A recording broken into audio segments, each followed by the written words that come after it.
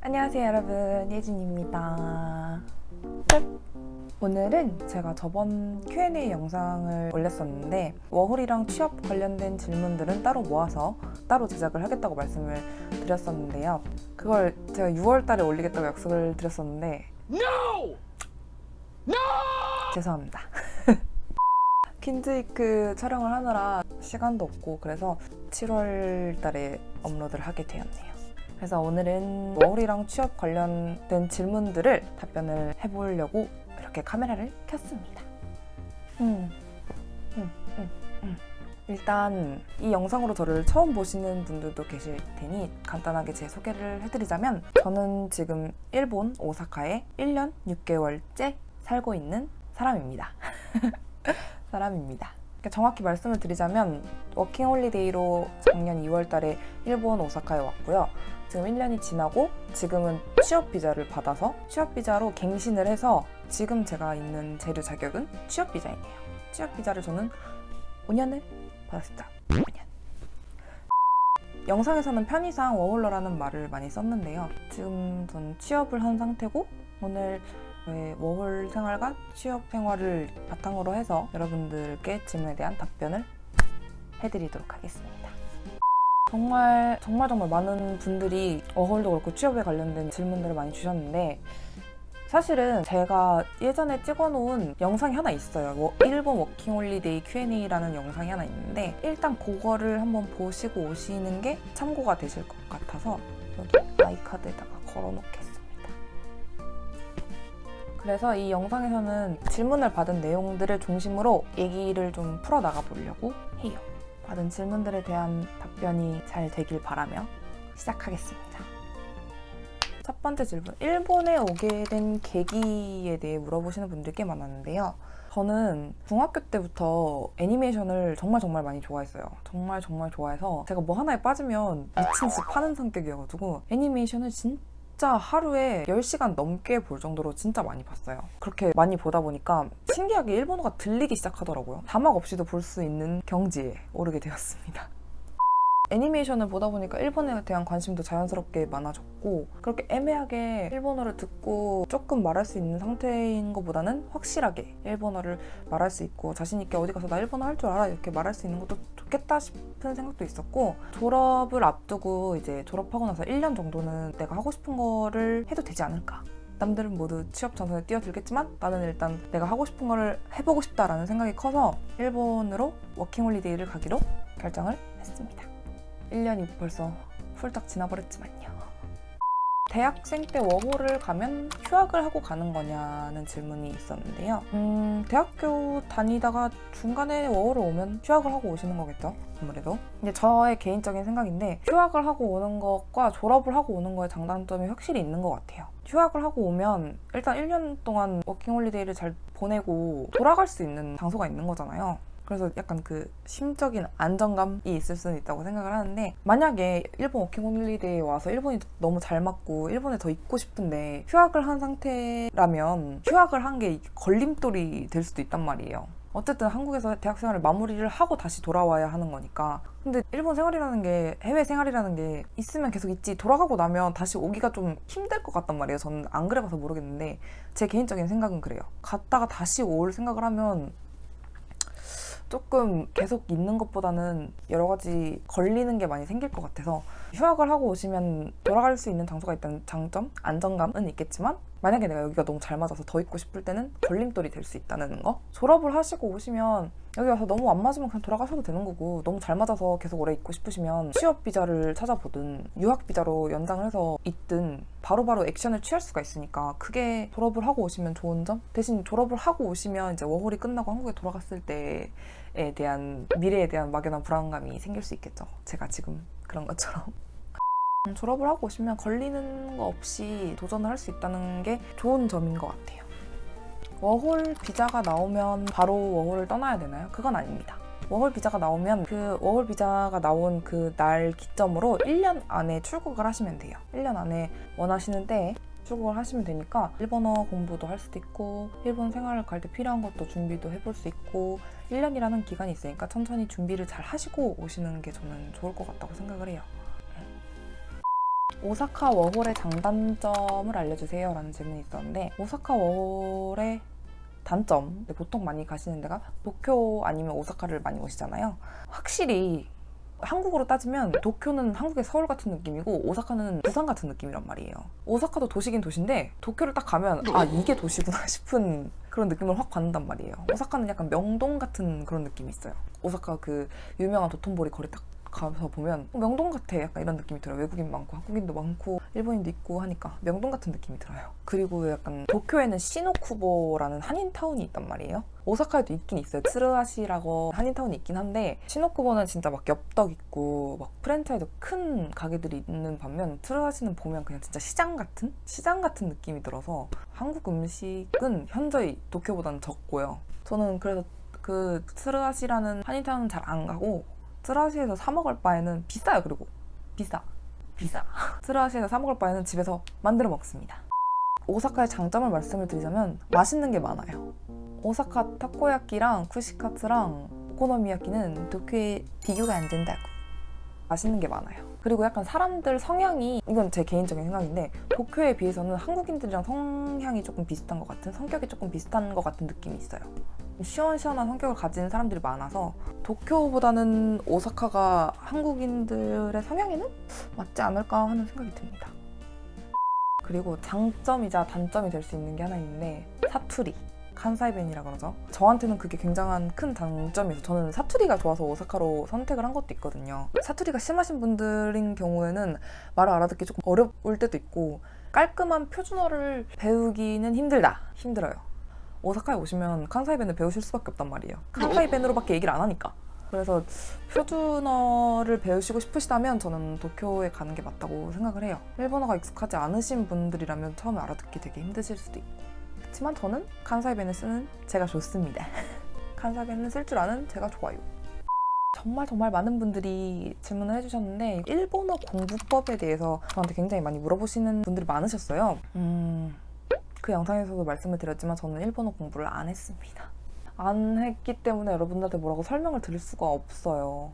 저는 진짜 애니메이션으로 공부를 한 편이어서, 애니메이션으로 공부를 해서 어느 정도 대화가 조금 통하는 상태로 왔기 때문에 거기서 이제 일본에 와서 현지인들이랑 얘기를 하면서 다듬어진 케이스이기 때문에 공부를 어떻게 했다고는 말씀을 드리기가 좀 그렇고, 대신에 저는 책으로 공부하는 것보다는 확실히 애니메이션을 보시든지 드라마를 보시든지 영화를 보시든지 대사들이 있을 거 아니에요? 대사들을 입 밖으로 내고 따라하는 게 되게 중요하다고 생각을 해요. 책 보고 자동사, 타동사 막 이런 식으로 공부하는 것보다 그냥 감을 읽히면서 이럴 때는 이런 말을 하는구나 하면 자동사, 타동사 굳이 공부를 안 해도 입으로 그냥 자연스럽게 나와요. 우리가 한국어를 말할 때 자동사는 이거고 타동사는 이거고 이렇게 생각하고 내뱉지 않는 것처럼 그냥 자연스럽게 입 밖으로 나올 수 있게 공부를 하시는 게 저는 더 맞다고 생각을 해요. 입 밖으로 조금씩 익숙해졌을 때 책을 보시면 훨씬 이해도도 빨라지고 그렇겠죠? 대신 히라가나 가타카나 정도는 기본적으로 외우시는 게 좋고, 한자 같은 경우는 저는 뭐라고 말씀을 드릴 수가 없는 게, 저는 한자 아직 잘 모르거든요. 근데 일본 처음 왔을 때보다는 훨씬 한자에 눈이 트여 있어요. 친구들이랑 라인 같은 걸 하면 처음에는 막 한자 써가지고 보내면 못 알아봐가지고 맨날 번역기 돌리고 그랬는데, 지금은 딱히 그냥 이렇게 쓱쓱 보고 나도 쓱쓱 대답할 수 있는 정도이기 때문에, 한자는 근데 공부를 하시는 걸 추천해요. 저는 게을러서 공부를 안 하는 거고. 여러분들은 공부를 하실 수 있으면 한자 공부는 하시는 게 좋다고 생각을 합니다. 생각보다 한자를 많이 써요, 일본에서. 자격증 있냐고 물어보시는 분들이 계신데, 자격증이 제가 있긴 있어요. JPT를 봤었는데 워홀 준비를 하면서 자격증이 하나 있으면 좋겠다라고 생각을 해서 준비를 해서 보긴 봤어요. 근데 워홀 준비하면서 서류에 꼭 자격증이 필요한 것 같진 않아요, 제 생각에는. 근데 그때 당시 어떻게 봤냐면, 그 시험 날이 제가 졸업작품 촬영하는 날이었어요. 졸업작품 촬영이 아침 7시에 있었고 그 시험이 아침 9시였어요. 졸업작품 준비하느라 공부는 진짜 하나도 못하고 막 촬영 정신없이 해가지고 막 정신없이 엄마 차 타고 가가지고 시험을 봤는데, 듣기는 거의 다 맞았는데 아무래도 한자를 모르니까 독해 쪽에서 점수가 많이 떨어져가지고 제 점수는 695점이었습니다. 좋지도 나쁘지도 않은 점수였어요. 워홀 와서 핸드폰 어떻게 사용하나요? 라는 질문이 있었는데, 저 같은 경우에는 한국에서 쓰던 핸드폰을 그대로 들고 와서 유심칩만 샀어요. 유심칩으로 계약을 해서 제일 싼 요금으로 한 다음에 포켓 와이파이를 따로 신청을 해서 3년 계약이었던 것 같은데, 그 당시 당시에. 그 포켓 와이파이가 한 달에 한 4,600엔 정도 나갔던 것 같아요. 4,600엔 정도 나가고 대신에 3일 동안 10기가 이상 쓰면 속도가 느려지는데 그거 말고는 진짜 자유롭게 편안하게 마음껏 볼 수 있는 저는 포켓 와이파이 추천드려요. 그래서 저는 집에 따로 인터넷에 설치를 하진 않았고 포켓 와이파이로 계속 쓰고 있습니다.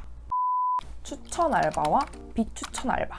제가 일본 와서 알바를 막 이것저것 해본 게 아니어가지고 아시는 분들은 아시겠지만 저는 유니클로에서 알바를 했던 사람이기 때문에 저는 유니클로 알바는 추천해요. 추천. 왜냐면 유니클로에서 알바를 해서 조금 버티면 어딜 가서도 일을 하실 수 있을 거라고 생각해요. 유니클로 알바가 좀 빡세요. 빡센데 그만큼 경어도 많이 깨끗하게 배울 수 있고 깨끗하게 진짜 하나하나 알려준단 말이에요. 막 쓰는 언어 이것저것 진짜 1부터 바닥부터 알려주시기 때문에 괜찮을 것 같아요. 일본어가 조금 된다 하시는 분들은 유니클로도 괜찮을 것 같고 비추천 알바는 아무래도 일본에 오셨으면 일본어를 쓰고 싶어서 오신 분들일 테니까 한인 식당 같은 데는 약간 비추한다고 해야 되나? 이자카야 같은 데도 좀 별론 것 같고 일본어가 너무 안 돼서 진짜 너무 무섭다 하시는 분들은 한인 식당 같은 데서 일을 하시면서 조금씩 일본어를 공부를 해서 이 정도면 다른 데에 도전해도 되겠다 싶으시면 다른 데로 가는 것도 괜찮은데 한인 식당에서 쭉 알바를 하는 건 그냥 한국어만 쓰지 않을까요? 아무래도 한인 식당인 경우에는 사장님이나 일하는 사람들이 한국분인 경우가 많으니까 일본어를 배우고 싶으시다면 일본어를 많이 쓸 수 있는 데서 일을 하는 게 좋지 않을까 싶습니다. 저는 와서 본인한테 잘 맞을 것 같은 일을 찾아보시고 저는 유니클로 추천합니다. 추천. 워홀 중에 이사를 한다면 이사 비용에 대해서 질문을 주셨는데 저는 워홀 중에 이사하는 거 완전 비추예요. 완전 비추. 그냥 처음부터 야칭 좀 싸고 집이 비싸면 고정 지출이 너무 높아지면 본인이 너무 힘들어요. 그러니까 일단 적당히 타협을 해서 싸고 어느 정도 깔끔한 집을 구하시는 게 낫지. 제가 같이 일하는 언니가 야칭이 비싼 데서 싼 데로 이사를 했는데 짐 다 옮겨놓고 방에 쭈그려서 물었대요. 너무 힘들어가지고 너무 힘들어가지고 방에서 찔찔 울었다 그러더라고요. 초기 비용 같은 경우는 워홀에 와서 초기 비용 드는 게 싸면 한국 돈으로 말씀드리면 100만 원? 많이 가면 150 정도 해요. 그리고 가구 사고 어쩌고 저쩌고 하다 보면 그냥 200은 그냥 깨진단 말이에요. 근데 그거를 워홀 도중에 또 한 번 해야 된다고 생각을 해보세요. 가구도 다 옮겨야 되는데. No! God, please, no! 워홀 1년 살 건데 이사까지 하려면 전 너무 힘들 것 같은데 그냥 참고 사는 게 맞을 것 같아요. 그냥 처음부터 잘 알아보시고 좋은 데를 계약을 하셔서 1년 살다가 나가는 게 최고지 않을까 싶습니다. 초기 비용 드는 것만큼 들어요. 100에서 150, 200 정도 들겠죠. 워홀에서 알바하면서 그 정도 돈을 모을 수 있을지도 모르고 그러니까 집을 처음에 잘 구합시다. 자, 다음으로 취업! 여러분들이 많이 궁금해하셨던 취업 관련돼서 말씀을 드릴 건데요. 일단 제가 취업을 하게 된 계기에 대해서 말씀을 드릴게요. 제가 취업을 한 이유는 워홀 1년이 너무 짧았기 때문입니다.